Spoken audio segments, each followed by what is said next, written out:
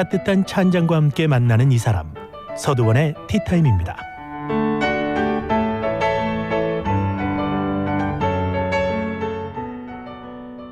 이 가슴이 아파도 여자이기 때문에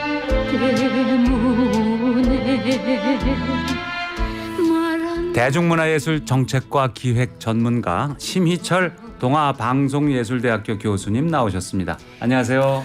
네, 안녕하세요. K-팝 지식 트레이너 심희철입니다. 네.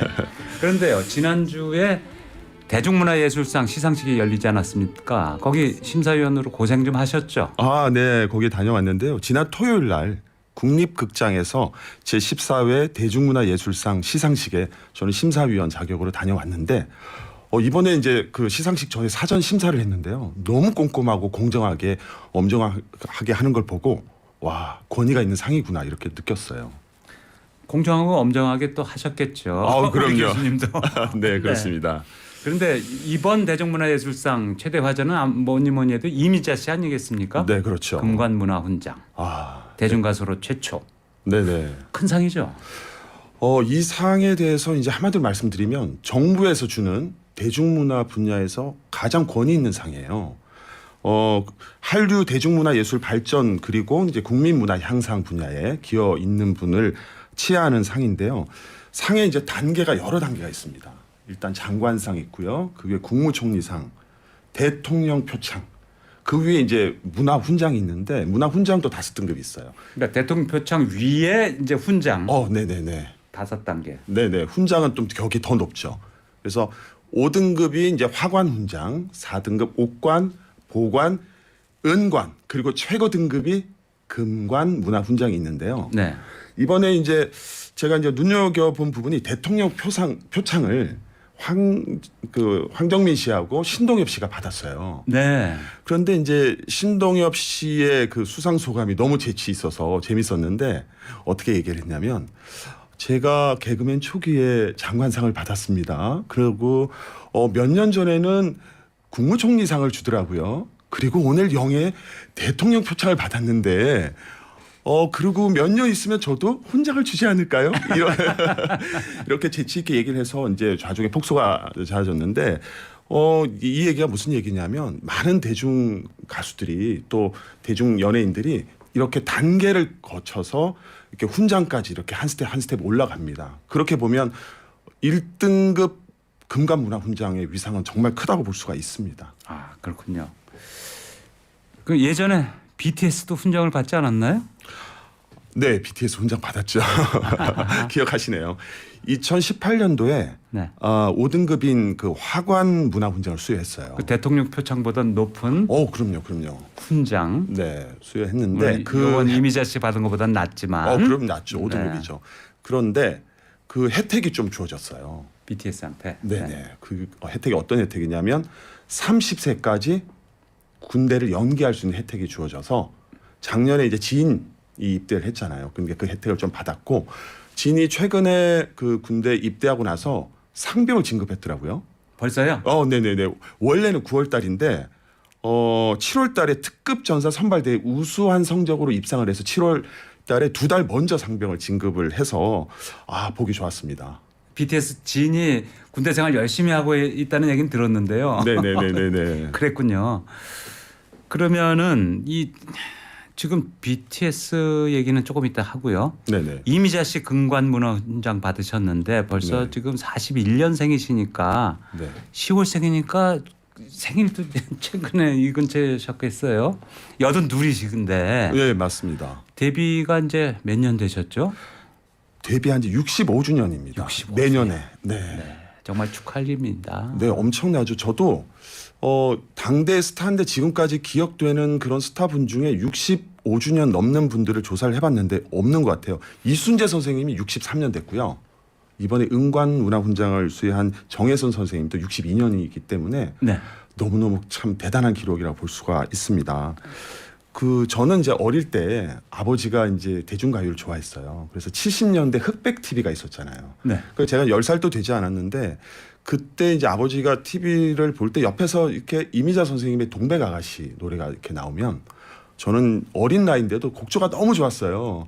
그래서 한번 방송에 있으면서 한번 뵀으면 했는데 한 번도 못 뵀는데 제가 생각할 때 앵커님은 저보다 연배가 있으시니까 아마 저도 분명히- 직접 못 뵀습니다. 아, 그래요? 직접은 못 뵀어요. 아 그러세요. 그래서 한번 뵀으면 했는데 이번에 이제 그 시상식에 저희가 참석을 하면서 동시대에 같은 공간에 있다라는 자체만으로 굉장히 좀 영광이었습니다. 그렇죠. 대중가에게 이만한 분이 안 계셨었죠. 네. 지금 보니까 기네스 기록도 가지고 있더라고요. 어떤 기록이죠? 보니까 최다 앨범이 560장이고요. 곡이 2069곡 발표해서 한국 가수 중에 기네스 기록을 가지고 있어요. 대단합니다. 네네. 그리고 동백 아가씨가 그 35주간 1위를 기록해서 지금도 깨지지 않는 기록이라고 합니다. 35주간 1위. 8개월이 넘죠. 이거 엄청나네요. 엄청난 기록이죠. 네. 근데 그 이미자 씨의 이 노래 톤이라는 거는 네네. 어떤 특유의 어떤 시금석을 만들어줬다 그럴까요? 이게 평론가분들은 이렇게 얘기하세요. 한국인이 가장 사랑하는 목소리의 주인공. 그러니까 저도 아까 얘기했듯이 어릴 때 제가 기억할 정도로 신금을 울리는 창법은 제가 생각할 때도 지금 가수들도 따라가지 못할 만큼 거의 완벽한 1세기에 한 번 나올까 말까 한 가수라고 이렇게 평가를 받고 있습니다. 뭐 그 이후 후배 가수들을 제가 폄하하는 건 아니지만요. 그럼요. 네네. 그 이미자 씨 노래하고 그 다음 후배들 여성 가수들 노래를 들어보면 후배들이 좀 더 감정을 실으려고 너무 노력을 한다. 비교적으로 보면. 그렇죠. 이미자 씨는 힘 하나도 안 들이고 네네. 마치 감정도 안 얹어주는 것 같은데 네. 더 깊은 울림을 준다. 네. 뭐 그렇게 얘기할까요? 오늘 감성과 테크닉과 이런 부분들이 혼연일체가 됐기 때문에 네. 굳이 테크닉이 보이지 않고 시청자들에게 그렇게 신금을 울리는 그런 어떤 창법이라고 말씀드릴 수 있습니다. 청취자분 이런 문자 주셨네요. 돌아가신 엄마가 혼자 밭일을 하시면서 이미자님 여자의 일생 노래를 부르셨는데 너무 서글펐던 기억이 나네요. 이미자님 최고의 가수세요. 아, 그렇죠. 이렇게 보내주셨어요. 시대와 세대를 초월해서 우리의 마음속에 늘 남아있는 가수가 아닌가 생각해요. 네. 그런데 예전에는 자식이 연예인 한다고 하면 네네. 너 왜 딴 따라 하려고 그러냐. 요즘은 또 세상이 달라졌는데 어떻게 보십니까? 아, 그렇죠. 예전에 저도 뭐 연극영화과를 나왔는데요. 뭐 예전에 저는 뭐 기획이나 연출 전공을 했지만 그 친구들 중에 후배 중에 이제 연예인 되겠다 그러면 뭐 부모님 소위 뼈대 있는 집안 자제분들은 이제 아버지가 난리가 났습니다. 그래서 뭐 집 나와서 저희 집에서 자고 그런 적도 있었는데 그런 우여곡절을 겪었지만 지금은 뭐 효자들이 많죠. 연예인 돼서 아버지 집 사드리고 차 사드리고 뭐 너무 좋은 일들이 많아서 그런 기억들이 있습니다. 네. 지금 트로트에 제가 궁금한 거 하나 여쭤볼게요. 아, 네네네. 제가 이렇게 기억을 하면은 인기 있는 가수, 성공한 가수는 자기 곡이 많잖아요. 네, 그렇죠. 그 중에 또 상당수가 아주 히트곡들이고, 네. 그래서 이미자 하면은 동백아가씨, 뭐 선마을 선생 뭐 많고 나훈아 하면 또 무슨 그렇죠. 뭐 조용필, 조용필, 네네. 뭐 주현미, 뭐 심수봉 뭐 그러면 연상되는 곡들이 쫙 있고 명곡이지 뭐 이렇게들 기억을 하는데 네네. 최근 4, 5년간인가요? 약간 변화가 있어서 지금 정상급 트로트의 지금 현재 정상급 가수들이 그 사람 곡이 뭐냐 그러면 몰라요. 남의 곡을 굉장히 잘 불러서 정상이 되는 네. 이건 어떻게 해석해야 될까요? 요즘에 이제 그 트로트 TV 오디션 프로그램 얘기를 하시는 것 같은데요. 그게 이제 우리가 흔히 예전에는 20대 곡이다 그러면 젊은 곡, 그다음에 장년층은 트로트 이렇게 이제 나눠져 있었는데 네. 장윤정, 박현빈 뭐 이런 가수들이 나오면서 이 세대를 이렇게 아우르는 이런 노래들이 나오다 보니까 오디션도 이제 그렇게 진행이 됐고 그래서 일단 오디션을 하면 남의 곡으로 노래를 부르잖아요. 그렇죠. 그러다가 보면 조금 시간이 지나서는 결국은 이제 창작적인 능력을 발휘할 기대가 좀 되고 있는데 그 부분 좀 아쉬운 것 같아요. 네. 그래서 요즘에 이제 K-팝도 그렇고 뭐 특히 아이유도 마찬가지고 이제는 노래로 시작해서 작사 작곡 이런 능력까지 다 갖추는 시대인데 네. 그렇게 본다면 이 트로트 분야도 장기적으로 성공을 하려면 뭐 본인의 그런 노래들 또 작사 작곡 능력 이런 부분들도 좀 있어야 될 것으로 보고 있습니다. 네, 이런 현상이 이제 트로트에만 지금 잠시 국한된 현상이다. 그럼요. 네, 다른 분야는 오히려 가수들이 자기가 쓰고 그럼요. 싱어송라이터, 그렇죠. 프로듀싱까지 하고 그럼요. 이런 쪽으로 많이 가고 있고 그럼 트로트도 자기 노래를 또 발굴하고 자기가 만들고 이런 쪽으로 또 변모해 가겠군요. 네네. 이번에 이제 아이유가 대중평론가들이 그 뽑은 가수 중에 그 1위가 조용필 씨고 5위가 아이유예요. 굉장히 이례적인데 그 능력 중에 하나가 이런 다방면의 능력을 갖추고 있는 이런 부분들이기 때문에 그런 네. 능력을 갖추는 것이 중요하다고 생각합니다. 네. 자, 그러면 K-팝 얘기 좀 여쭤볼게요. 네네. 그 K-팝이 지금 변모하고 있다, 진화하고 있다, 전혀 다른 단계로 도약하고 있다. 이런 전문가들 진단이 있는데요. 지금 어떻게 지형도가 급변하고 있는 겁니까? 예전에는 우리가 이제 빅3 그랬죠. SM, YG, JYP 이제 빅3 그랬는데 지금은 1강 다중 체제로 좀 재편이 됐어요. 하이브가 네. 압도적 1강 자리를 좀 굳히고 있습니다. 네. 그런데 이제 일각에서는 이런 얘기들 하세요. 저도 이제 특강을 많이 다니고 그러면 질문들이 이 압도적 1강 기업이 너무 독과점이 되는 거 아니냐. 그래서 뭐 견제를 할 필요가 있지 않느냐 이런 얘기들을 하는데 저는 이제 거기에 동의하지는 않고요. 네. 제가 볼 때는 이제 1강 기업은 1강 기업대로 또 이렇게 키워주는 게 맞다고 봅니다. 자칫 하향 평준화를 하다 보면 또 좀 경직이 좀 될 수 있기 때문에 그렇게 네. 가고 그 다음에 신생 기획사들을 또 발굴할 수 있는 이런 투트랙 전략이 필요하지 않을까 이렇게 생각을 합니다. 네, SM 이수만 씨가 만든 SM, 그렇죠. 그리고 양현석 씨가 만든 YG, 박진영 씨가 만든 JYP, 방시혁 씨가 만든 하이브. 예, 예전에 빅히트였는데 이제 하이브로 예. 격상이 근데 됐죠. 하이브가 압도적인 1위로 올라섰죠. 네네. BTS를 키운 하이브. 네네. 그리고 이제 그 밑에 3중, 1강 3중이 됐다. 네. JYP, SM, YG. 네. 그렇군요. 그래서 저는 뭐 이런 생각을 합니다. 방시혁 의장이 이런 얘기를 했어요. 우리도 일본처럼 세계 인류 기업이 나올 때다. 이제 국내 1위에 머물지 않고 글로벌로 나가겠다 얘기를 했어요. 저희가 돌이켜 보면 80년대, 90년대 보면 일본 기업들이 일본 네. 경제 잘 나갈 때 보면 미국의 음반사, 영화사 막 인수하던 시절이 그렇죠. 있었잖아요. 저희가 되게 부러워했거든요. 소니가 콜롬비아 사고. 그럼요. 예. 기억하시네요. 네. 그래서 저희는 제가 생각할 때는 이제 하이브가 이제는 국내 경제를 넘어서서 글로벌로 가서 세계의 인류 기업으로 성장할 수 있게 가고 또 한편으로는 예전에 빅히트를 중소의 기적이라고 했어요. 또 작은 중소 기획사들이 기적을 일으켜서 대형 기획사가 되는 이런 또 새로운 풍토들이 있어야 같이 역동적으로 어우러지면서 같이 성장할 수 있는 이런 어떤 생태계 구축 이런 투트랙 전략이 필요할 것으로 생각을 합니다. 일본 말씀해 주셨는데요. 네. 뭐 90년대 네. 물론이고 2000년대 초까지만 해도 일본의 J-팝, 네. 일본 음악이 대단했죠. 한국 음악보다 아주 더 압도적이었잖아요. 엄청났죠. 네. 시티팝이니 뭐 해가. 근데 지금 최근 한 10여 년 완전히 K-팝 세상이 되고 뭐 죄송한 말씀이지만 일본은 아예 가라앉았고 말이죠. 사실입니다. 네. 어떻게 봐야 됩니까?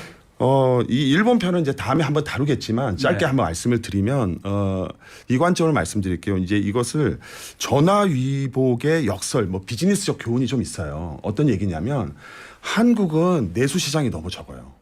그러니까 엔터테인먼트 상품이나 트렌드 상품을 다루기에는 좀 내수 시장이 적은데 왜냐하면 초기 투자 비용이 최소 수십억에서 100억 이상 들어가잖아요.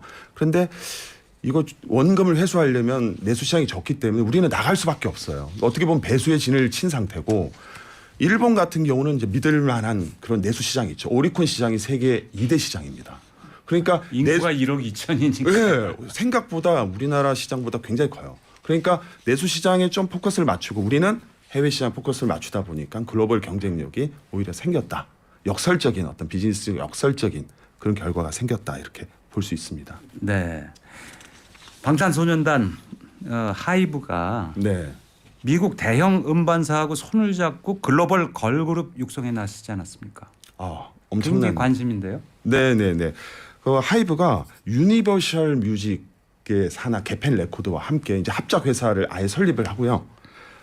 이번에 이제 오디션을 진행했는데 무려 6,000대 1의 경쟁률을 기록했습니다. 걸그룹의 네, 엄청난 경쟁률인데 지원자가 전 네네. 세계에서 모인 거죠. 전 세계 12만 명이 지원해서요. 12개국에 20명을 뽑았습니다. 그래서 이제 11월 18일 날 최종 데뷔조가 결정이 되게 생겼는데 이번 오디션이 기존의 이제 오디션과 좀 차이점이 있어요. 어떻게 다르죠? 그 기존에는 뭐 그냥 일부만 이제 글로벌하고 교류를 좀 했었는데 이번에는 오디션 기획부터 제작 주체 그리고 성장 과정, 데뷔 활동 모두 다 글로벌로 시작해서 글로벌로 끝난다는 점이 좀 차이가 있습니다. 한국으로 시작해서 한국으로 끝나는 게 아니고. 그렇죠. 네. 그 하이버가 손잡은 대형 음반사가 세계 3대 음반사 중에 하나 정도로 큰 데죠. 그렇죠, 그렇죠. 이게 아예 그 오디션 선발 과정부터 온라인으로 막 그 보여주고 하는데 거기 젊은 사람들이 굉장히 관심 갖는 것 같더라고요.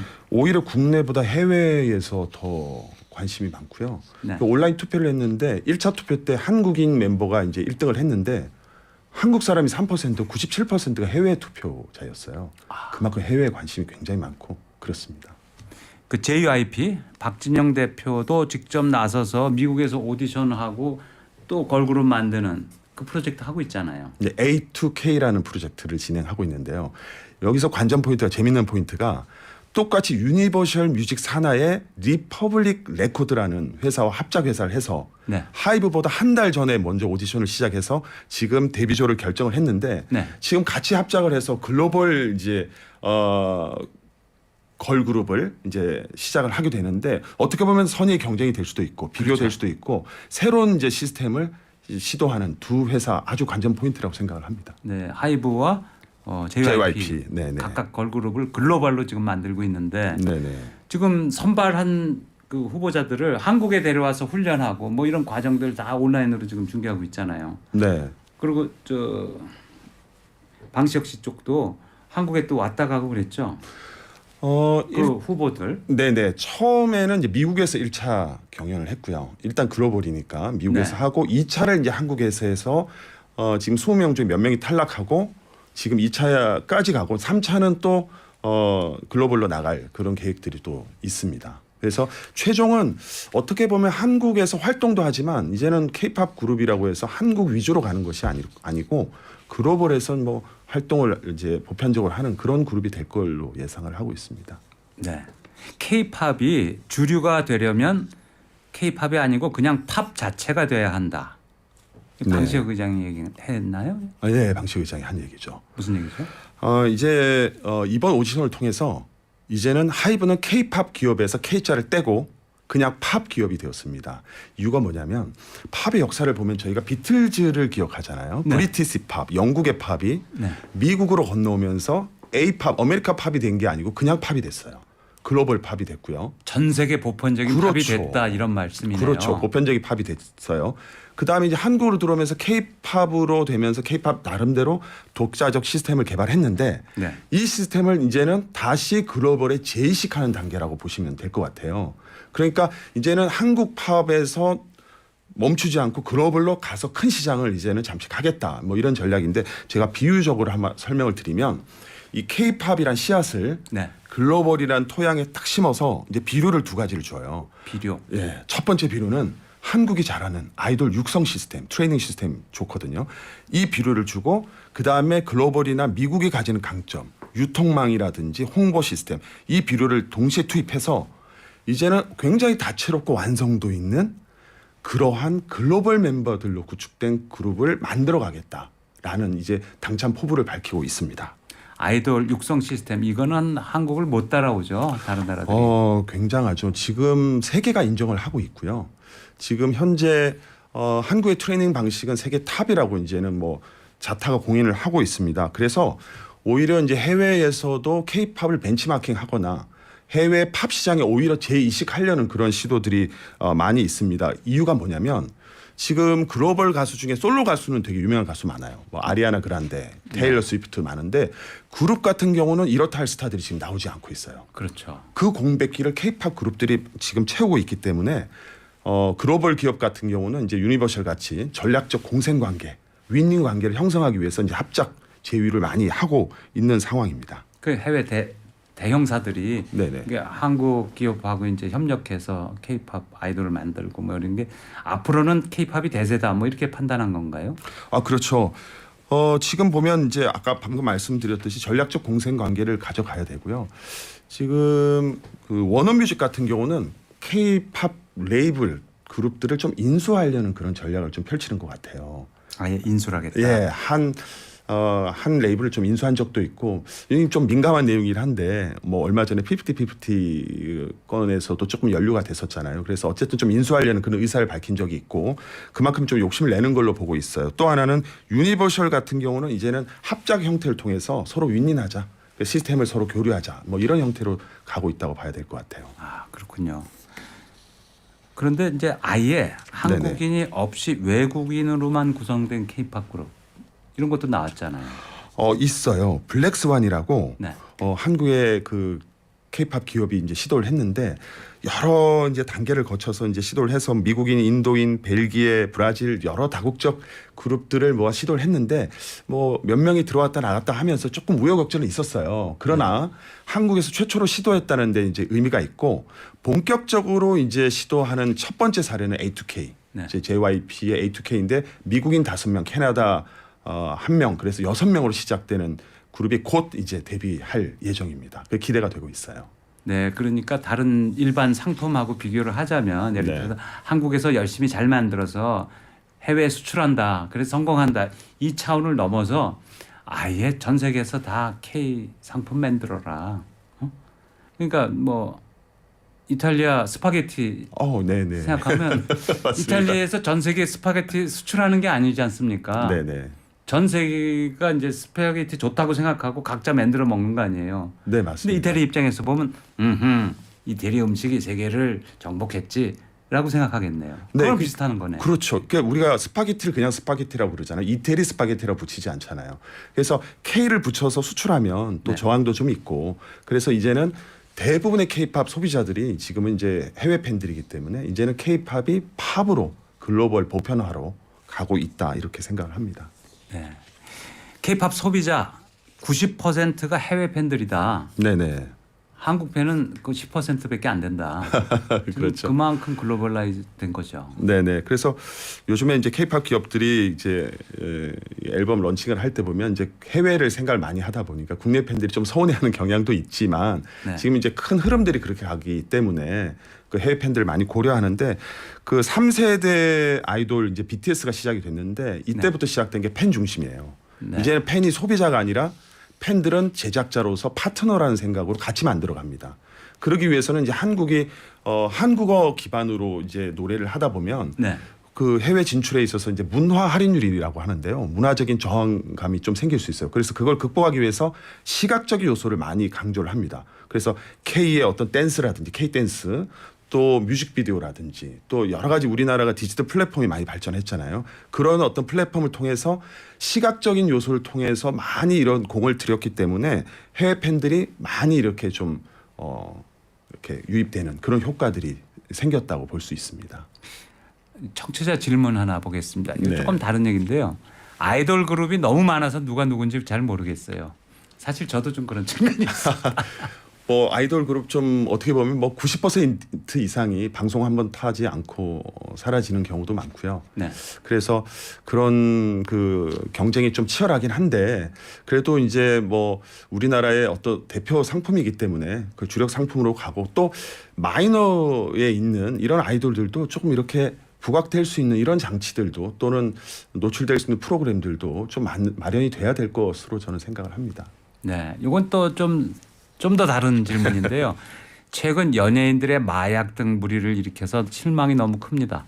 연예계에도 새로운 변화의 시점이 필요하지 않을까요? 어떻게 보시나요? 마약 걱정을 많이 해주셨어요. 문제 심각하죠. 사실 외국에서 볼 때 그 한국 K-팝의 특징이 아이돌의 인성이 중요하다라고 우리나라는 인성을 강조한다고 얘기합니다. 네. JYP에서도 진실, 성실, 겸손 뭐 이런 걸 강조를 많이 하고 있는데 그럼에도 불구하고 이 대중문화가 이렇게 좀 자유로운 팝의 어떤 그런 문화들이 있다 보니까 네. 자기 절제가 좀 되지 않고 이제 이런 부분들이 있는데 그 처음에 연습생 때부터 이렇게 롱런하려면 그런 어떤 멘탈 케어라고 그러나요? 인성 교육이라고 할까요? 이런 부분들이 좀 철저하게 이루어져야 될 것 같아요. 그러니까 하이브 같은 경우는 그런 시스템들이 잘 돼 있는 걸로 좀 네. 알고 있습니다. 네. 뭐 방탄소년단 네. 뭐 세계적으로 건전하다 가사 네. 내용도 그렇고 뭐 그런 평가가 있더라고요. 네. 그런 이미지가 굉장히 중요하겠죠. 네, 연습생 때부터 그런 어떤 마인드라든지 교육적이라든지 뭐 인성 철학 이런 부분에 대해서 T&D 팀이라고 네. 거기서 이렇게 철저히 케어하고 있는데 이런 프로그램들이 좀 일반화돼서 좀 보편화될 필요도 있어 보입니다. 네. 그리고 지금 K-팝이 뭐 북아메리카, 남아메리카, 뭐 유럽 대륙, 아시아, 동남아 뭐 할 거 없이 뭐 대단한데요. 네. 최근에 이런 기사를 봤어요. 영국이 조금 미지근했다. 반응이 K-팝에 대해서 소극적이었다. 보수적이죠. 네. 근데 최근에 좀 변화가 있죠. 영국에서는 미국과 다르게 좀 보수적이었어요. 그래서 K-팝 앨범에 이럴타의 성과가 없었는데 올 여름 지나면서 블랙핑크가 네. 영국의 오피셜 차트 앨범 차트 1위를 했습니다. 네. 그리고 이제 영국인들의 자존심이죠. 큰 축제가 있는데 거기 헤더 라이너라고 대표 참가자 이거 아무나 못 하거든요. 그 세계적인 아티스트만 하는데 블랙핑크가 참여를 했어요. 그리고 동시에 9월 달에 이제 K-팝 가수들이 런던에서 공연을 했는데 트와이스, 에스파, 있지 여자아이들 4개 팀이 연이어 이제 이렇게 공연을 하다 보니까 영국에서 가디언지가 좀 자조 섞인 기사를 좀 냈어요. 뭐라고 뭐라고요? 냈냐면 예. K-팝 걸그룹이 영국을 정복했다는 제목에서 영국 음악계가 K-팝 산업을 비웃고 있지만 이제는 K-팝 인기를 인정해야 한다고 하면서 몰락한 영국 걸그룹의 빈자리를 K-팝 그룹이 채웠기 때문이다라고 다소 자조적인 분석을 했습니다. 아, 그렇군요. 네. 이제 K라는 그릇에 뭘 담든지 세계를 감동시킬 수 있다. 뭐 이런 약간 뭐 뿌듯한 느낌이 듭니다. 그렇죠. 네. 네. 심희철 교수님 오늘 말씀 잘 들었습니다. 감사합니다. 네, 고맙습니다. 네. 교통 정보 듣고 돌아오겠습니다. 지금 11시 28분입니다.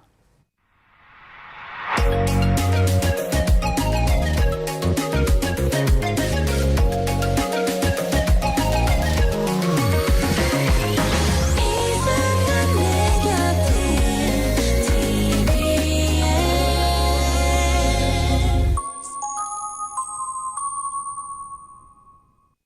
11시 28분 TBS 정보센터입니다. 동부간선도로 성수방면으로 도봉터널 안 3차로에는 고장차가 세워져 있습니다. 터널 안입니다. 감속해서 조심히 이동하시기 바라고요. 올림픽대로 하남 쪽으로는 염창나들목 부근, 또 여의도 부근이 정체입니다. 한강대교 조금 못 간 지점 2차로에는 고장차까지 세워져 있으니까 조심히 이동하시기 바라고요. 조금 더 와서 동작대교에서 영동대교 사이 군데군데 속도가 줄어 있습니다. 경부고속도로 부산 쪽으로는 서초나들목 조금 못 간 지점 4차로에 사고 있습니다. 사고 처리 작업으로 뒤로 한남대교 남단에서 서초 사이가 정체고요. 반대 서울 쪽으로는 수원 부근 또 달래내부터 반포까지 밀립니다. 수도권 제1순환고속도로는 판교에서 일산 쪽으로 김포 부근 2차로와 갓길에 화물차 사고 있습니다. 이 구간 통행량도 많고 사고 처리 작업까지 더해지면서 김포부터 자유로 사이가 정체고요. 판교에서 구리 쪽으로는 판교부터 성남 또 서하남에서 강일까지 밀립니다. TBS 정보센터였습니다.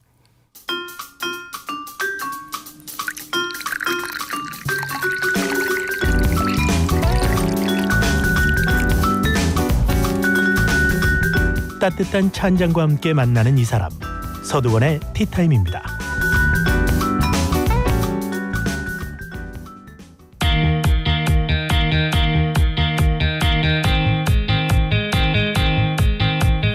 일부에서 K-뮤직 얘기를 했죠. 2부에서도 또 다른 K-신드롬 얘기를 합니다.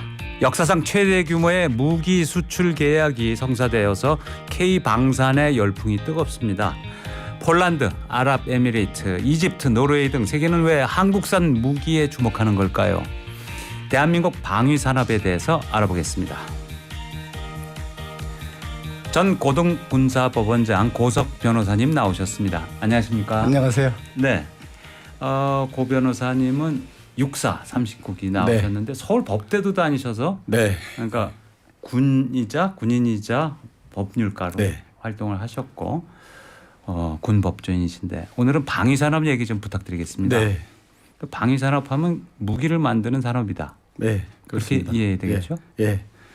우리 방위산업 발전 및 지원에 관한 법률에 보면 그 방위산업이라고 하는 것은 그 무기체계, 방산물자, 전략물자들을 연구 개발하거나 생산하는 산업이다 이렇게 규정하고 있습니다. 근데 한국의 방위 산업이 장기적인 호황에 올라탔다. 네, 이런 평가 맞을까요? 예, 저는 그거에 동의합니다. 예, 우선 방위산업은 그 군사적으로는 우리가 직면하고 있는 그 안보 문제와 관련해서 국민의 생명과 재산을 지키고 또 경제적으로는 수출에 의존하는 우리 한국 입장에서는 무역 수지를 개선하는 그런 문제가 있고요. 정치 외교적 영향력 면에서는 이제 국제 사회에서 한국의 역할이 증대되는 그런 문제가 있고 특히 그런데 지금의 이제 트렌드가 그 안보 상황이 국제적인 안보 상황이 우크라이나라든가 하마스 사태가 이 어떤 글로벌 수요 무기 수요에 대한 어떤 그 증대 그렇죠. 이런 분위기지 않습니까? 예. 예, 그래서 아마도 한국의 좋은 성능이 우수한 무기들이 아마 많이 수출이 증대될 것으로 이렇게 예상을 합니다. 그리고 수출이 증대되면 또 고용이 증대되고 또 규모의 경제가 이루어지고 또 수익성도 증가되고 또 그러다 보면 이제 그런 비용으로 재투자를 해서 그렇죠. 또 아무래도 이제 그 새로운 또 무기 체계를 새로 개발할 수 개발하고 있고. 또 그러면 이제 그 새로운 시장에 대해서 선점하고 이렇게 선순환이 되기 때문에 네. 그래서 그리고 또 이제 이런 방산 시장 같은 경우는 한번 어떤 분야의 어떤 선두를 점유하면 그걸 상당히 장기적으로 유지할 수 있는 오래 가죠. 예. 왜냐하면 함부로 누구나 진입하기 어렵기 때문에요. 네. 왜냐하면 기술 같은 걸 함부로 이렇게 제공하지 않지 않습니까? 자주포 한국산이 최고야. 그런 그렇습니다. 건 수십 년 간다. 이거죠. 그렇습니다. 네. 예. 군에 계실 때 네. 방위 산업 관련 사건 이런 것도 많이 맡으셨죠. 네.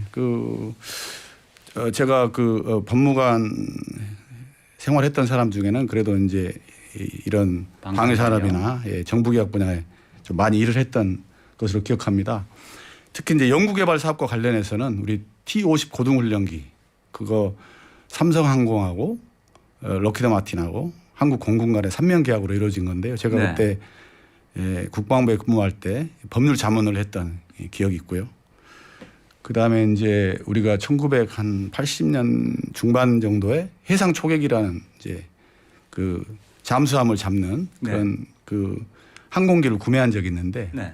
그것과 관련해서 좀 비싸게 구매하지 않았나. 네. 또 중개 수수료 관련해서 분쟁이 있었는데 그런 국제 소송이라든가 이런 것도 제가 직접 했었고요. 그다음에 언론에 많이 알려졌죠. 린다김 사건 들어보셨습니까? 린다김 사건. 네, 네. 유명했죠. 그것도 사실은 제가 담당해서 미국에까지 출장까지 가서 제가 잘 처리했던 사건으로 기억하고 있습니다. 네. 그런데 말이죠. 방위 산업이 성공하는 거는 네. 그냥 그 방위 산업 자체에 끝나는 게 아니라 군 자체, 군의 발전과 개혁이라는 뒷받침이 있어야 가능하다. 근데 그게 됐다. 뭐 이런 평가가 있는데 맞습니까? 네, 그 부분에 대해서도 이제 무슨 말씀을 지적하시는지 이해가 됩니다. 그동안 사실 과거에 사회에서 좀 어떤 부정적인 문제가 생기면 이거 군에서 배운 거 아니냐 뭐 이런 좀 부정적인 시각이 그렇지 않습니까? 뭐 병역 비리, 방산 비리, 예, 뭐 다양한 그렇습니다. 뭐, 예. 그러나 오늘날에는 상당히 많이 군이 투명해졌다. 네. 모든 분야에 있어서 그렇게 생각을 하고요. 제가 이제 또 근무할 때 직접 다뤘던 1998년경에 다뤘던 그 병무 비리 사건. 네. 예. 대한민국 창군 이래 최초로 한 2달 만에 한 200여 명의 병역 비리 사범을 적발한 사건이 있는데 그걸 통해서 유전 돈이 있으면은 무죄. 유전 무죄. 군대를 면제받고 군대 안 가고. 돈이 없으면 군대 가고 뭐 이런 그 자조적인 예. 이렇게 얘기가 있었는데 최소한 그거는 없어졌지 않나 그렇게 생각하고요. 네. 또 이제 방산 분야가 정말 열심히 하는 분야이지만 가끔씩 종종 그 스캔들이 생깁니다. 네. 비리.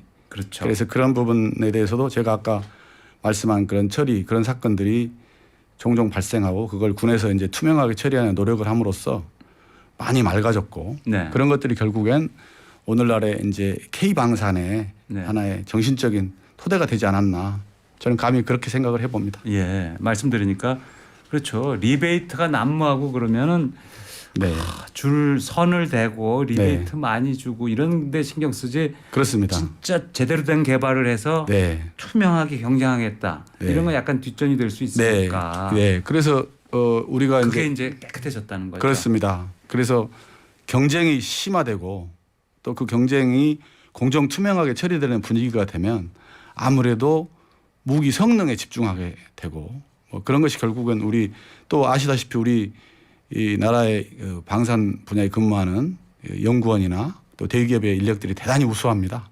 네. 그래서 또 정부가 그동안 계속적으로 이제 방산 분야를 지원해 왔기 때문에 그런 부분들이 합쳐져서 우리 K방산의 오늘날을 만들었지 않나 저는 그렇게 생각을 합니다. 그럼 K방산의 시작은 언제라고 봐야 됩니까?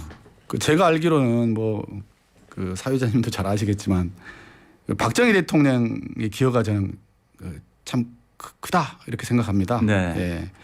예. 박정희 대통령께서 1968년도가 사실은 우리 이 남한의 입장에서 볼 때 안보적으로 상당히 취약했던 시기입니다. 김신조 사건. 김진우 사 그렇습니다. 또 닉슨 독트린을 하면서 한반도에서 미군이 철수할 것 같은 그런 분위기를 냈고 또 그래서 이제 당시 박정희 대통령이 그걸 막기 위해서 차라리 그러면 우리 한국군을 월남에 파견하겠다 뭐 이렇게까지 했던 건데 그때 당시에 이제 그 박정희 대통령이 이제 그런 안보적인 필요성 때문에 요즘에 말하는 그 우리 국방과학연구소 그걸 창설했고 이듬해 이제 소위 그 어떤 무기 체계를 우리가 스스로 한번 만들어 보자 하는 지시를 합니다. 예. 그래서 거기가 그 전엔 아마 상상도 못했던 그렇습니다. 거죠. 거기서 아마 그때는 사실 우리나라 소부대 전투 장비조차도 없던 시대입니다.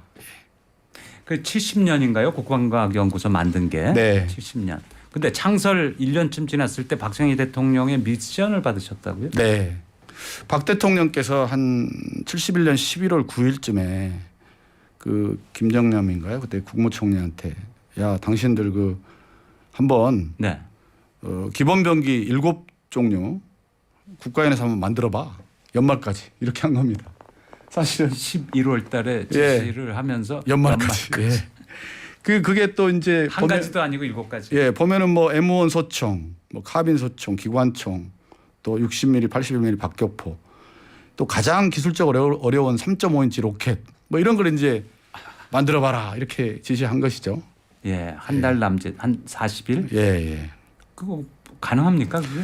사실 인간적으로 불가능하다고 봐야 되지 않겠습니까? 그런데 연구원들이 해냈습니다. 예, 네. 그래서 12월 중순이 되니까 그 각하 이렇게 만들었습니다. 그래서 네. 현장에 오셔서 야 그래? 그럼 한번 쏴봐지. 네. 쏴봐라 이렇게 한 겁니다. 그 사실은 그 미군들로 받은 탄약이나 이런 건 있지만 한 번도 우리 손으로 만든 무기를 직접 쏴보지 않았기 때문에 잘못되면 그 안에서 뭐 터진다든가 그래서 뭐 부상이나 사망이 발생할 수도 있잖아요. 네. 근데 대통령이 보는 앞에서 실제 시험을 했는데 완벽하게 그게 구현이 된 겁니다. 그래서 참 그만큼 우리 당시에 초창기에 우리 연구원들이 정말 몸을 사리지 않는 그런 조국에 대한 그런 어떤 마음 또 대통령의 의지 이런 것들이 해서 우리 소위 K방산의 시초가 됐다. 그런 저는 시작이 아주 있었군요. 정말 자랑스러운 네. 역사다라고 생각합니다. 그 자주국방 뭐 이런 목표를 세우고 방위산업 육성하기 시작한 게 이제 50년이 넘은 거 아닙니까? 그렇습니다. 그러면 현재 한국의 방산 수준 어느 정도라고 봐야 될까요? 사실 제가 이 분야의 전문가가 아니기 때문에 그 뭐라고 단정해서 말하기 그렇습니다만 제가 알기로는 세계에서 자기 나라의 방어를 위해서 육상, 해상, 공중의 무기 체계를 전부 다 일괄적으로 독자적으로 자기 기술로 만들 수 있는 나라가 한 세계 8개국 정도 있다고 보고 있습니다. 육해공 모든 무기. 그렇습니다. 자기 국방에만 8나라밖에 안 된다. 그 중에 우리 한국이 들어가 있습니다. 그리고 이제 뭐 무기를 만드는 기술이라든가 무기 성능이라든가 또 가격 또 생산을 위한 인프라스트럭처 수준에서 볼 때 감히 한국이 한 탑 5 정도는 되지 않나. 네. 그렇게 보는 게 우리 방산업계의 자부심이라고 생각합니다. 이제 한국의 방위산업 세계적으로도 주목을 하는데 그 인기를 이끄는 한국형 무기 어떤 것들이 그 대표적인가요?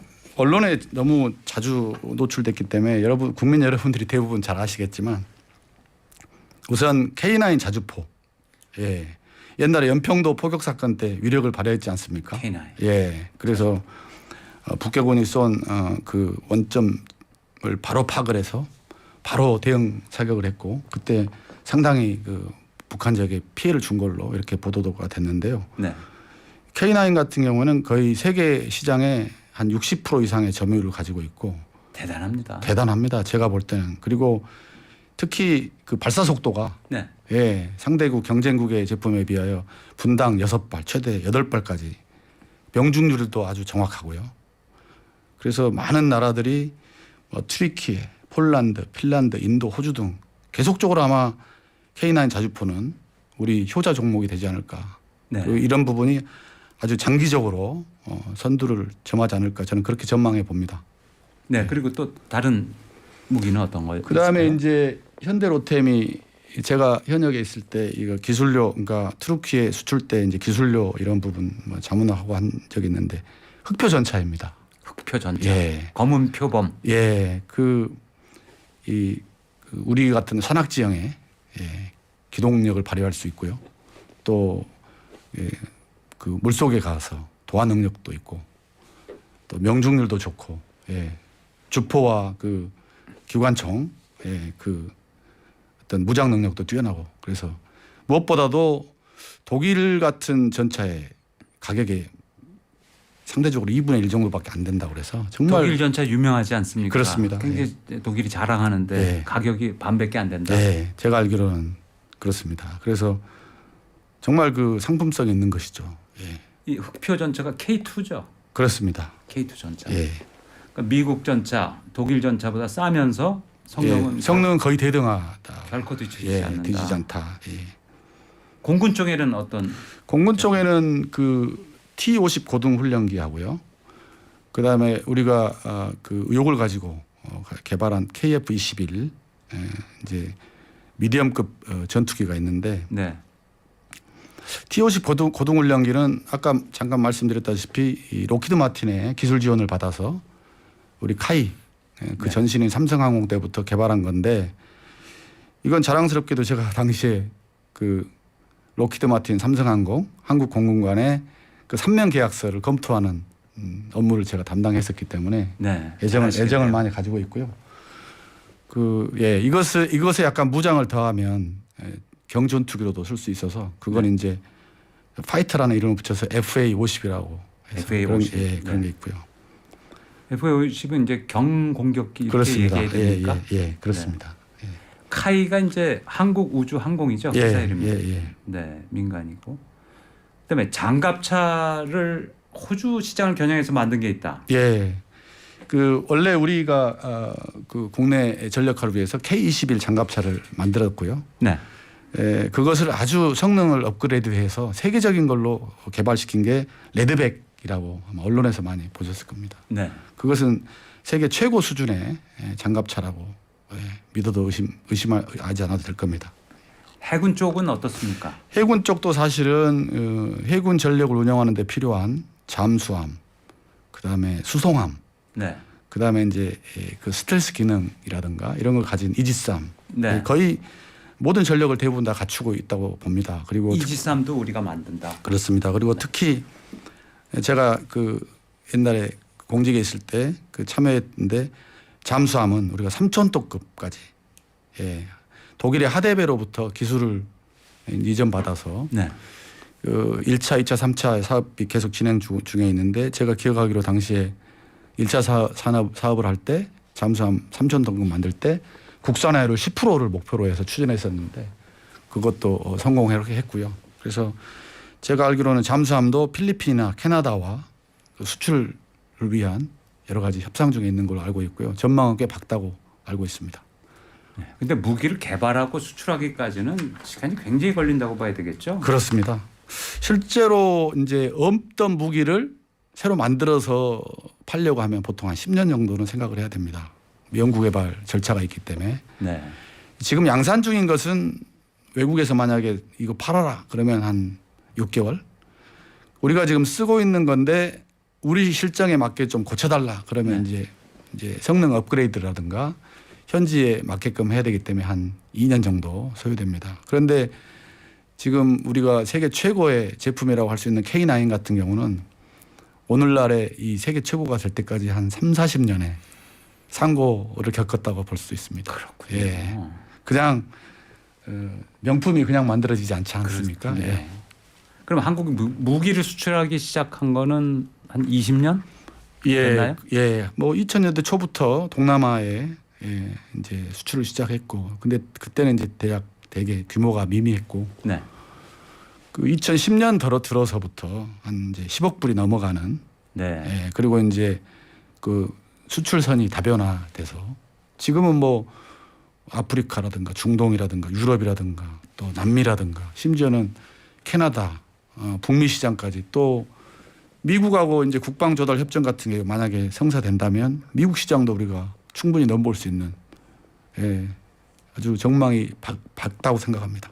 근데 무기 수출은 자동차 수출이나 컴퓨터 수출 이런 거하고 좀 다르지 않겠습니까? 물론 그렇습니다. 그 일반적으로 이제 일반 상용품 같은 경우는 뭐 성능, 뭐 가격, 디자인 뭐 이런 거 주로 보고 하지 않습니까? 그리고 또 판매하는데 특별한 정책적이나 정치적인 그런 제한이 없는데 반해서 무기 체계는 훨씬 더 예를 들면 우리가 적대국에 팔 수 없죠.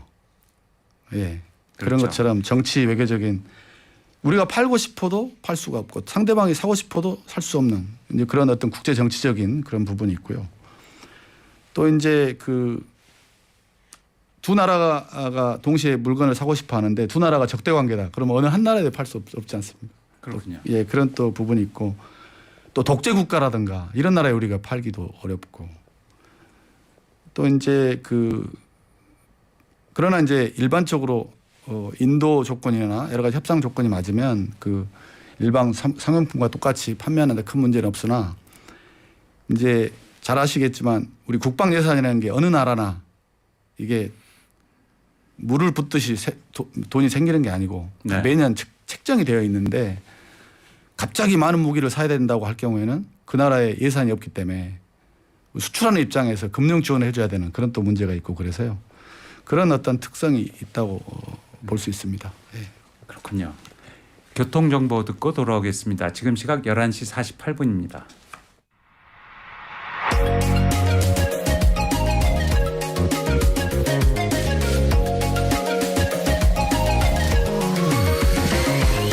이제는 내 곁에 TV에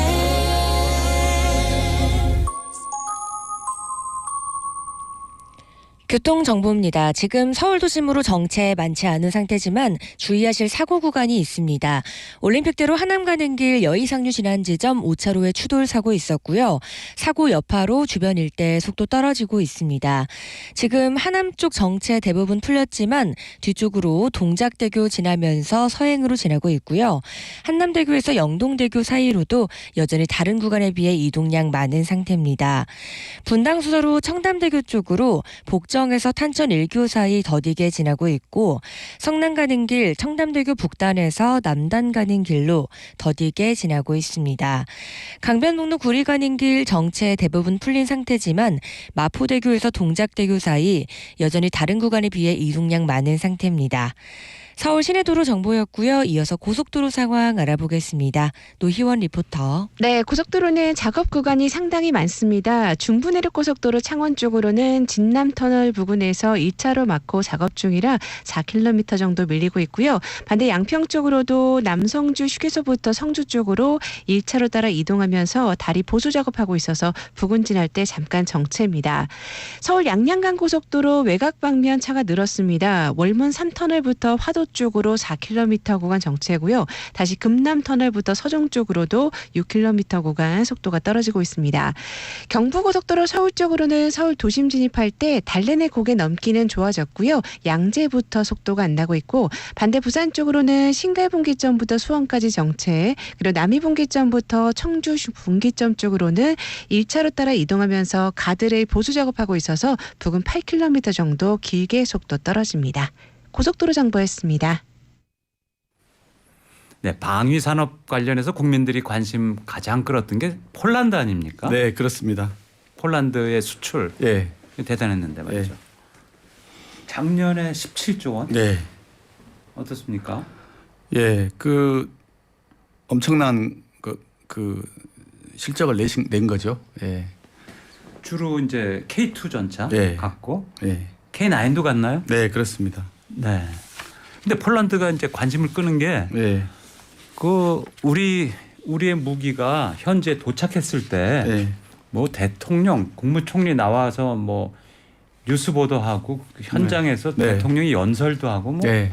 난리더라고요. 예, 난리가 났죠.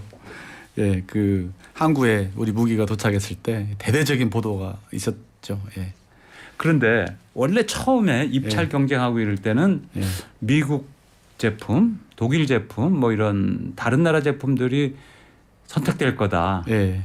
이런 전망도 있었는데 어떻게 한국을 선택했나요, 폴란드가? 예, 제가 생각할 때는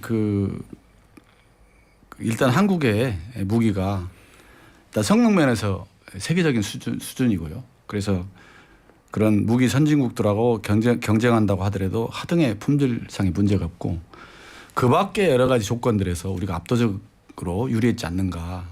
그런 부분은 뭐냐면 우리는 이제 계속 전쟁을 준비하고 전쟁을 억제하기 위해서 우리 자체적으로 무장을 해야 되고 그러기 위해서는 고성능 무기 체계를 계속 연구 개발하고 성능 업그레이드 해와야 되기 때문에 네. 또 그런 게 이제 한미 동맹 같은 걸 통해서 우리 무기가 실전에서 대단한 성능이 있다 이런 좋은 평판을 가진 데다가 네. 또 이제 우리가 계속 무기 공장을 가동하고 있기 때문에 무기를 사면 후속 군수 지원이 중요한데요. 그걸 우리가 할 수 있고 또 무엇보다도 이제 독일이나 미국제보다 가격이 싸고 또 이제 납기를 맞추는 게 중요하지 않습니까? 폴란드가 우크라이나 전쟁 때문에 자국의 무기를 우크라이나에다 많이 인도해주고 나토에다 많이 인도해주고 나서 전력 공백이 생겨서 시급하게 그걸 보충해야 되는데 그걸 맞출 수 있는 나라는 우리나라 기업밖에 없다. 또 특히 우리 기업들이 엄청 부지런하지 않습니까? 빨리는 예, 뭐 당할 예. 나라가 없죠. 우리를 당할 수가 없죠. 그래서 그런 것들이 아주 좋은 기회가 되지 않았나 그렇게 생각합니다. 그러니까 미국 쪽 분석을 보면은 한국 무기가 독일, 미국에 비해서 성능은 좀 떨어지지만 가격이 싸고 납기가 엄청나게 빠르다. 뭐 이렇게 얘기했는데 가격 싸고 납기가 엄청나게 빠르다. 이거는 인정하겠는데 독일, 영국, 미국에 비해서 성능이 좀 떨어진다. 그건 아마 우리 한국 방산업체 종사자들은 동의하지 않을 겁니다. 아, 인정 안 할 것 같습니다. 예. 네. 예. 그런데 보니까 제가 뉴스를 보니까 납기가 워낙 빠르잖아요. 놀라울 정도로 네. 유럽에서 볼 때. 네. 근데 약속한 납기보다 또 조금 한두 달 먼저 납품하고 이런 경우도 있더라고요. 예, 그랬다고 들었습니다. 그러니까 폴란드가 깜짝 놀라는 거죠. 참 대단한 것 같습니다. 예. 그런데 이 K9 자주포 뭐 거기 대표적인 것들이고. 근데 지금 세계 방산 수출 시장은 미국, 러시아, 프랑스 네, 셋이 가장 많죠? 그렇습니다. 70%. 예. 근데 미국 쪽의 전망 기사를 보니까 한국이 한 5등까지 치고 올라올 것 같다. 네, 이런 기사가 있는데 네. 우리 자체 분석 전망은 어떻습니까? 지금 우리 평가는 아마도 충분히 달성 가능하다. 네, 그렇게 보는 것 같습니다. 우리가 지금 4위까지는 볼 수 있다는 거죠. 예. 네. 예. K 방산 정말 자랑스럽고 멋진 일 아닐까 싶습니다. 네. 국민들도 여러분 잘 지켜봐 주시기 바랍니다. 고석 변호사님 오늘 말씀 잘 들었습니다. 네, 감사합니다. 감사합니다. 네. 살만한 세상 서도원입니다. 오늘 방송은 여기까지입니다. 내일 아침 11시에 다시 찾아뵙겠습니다.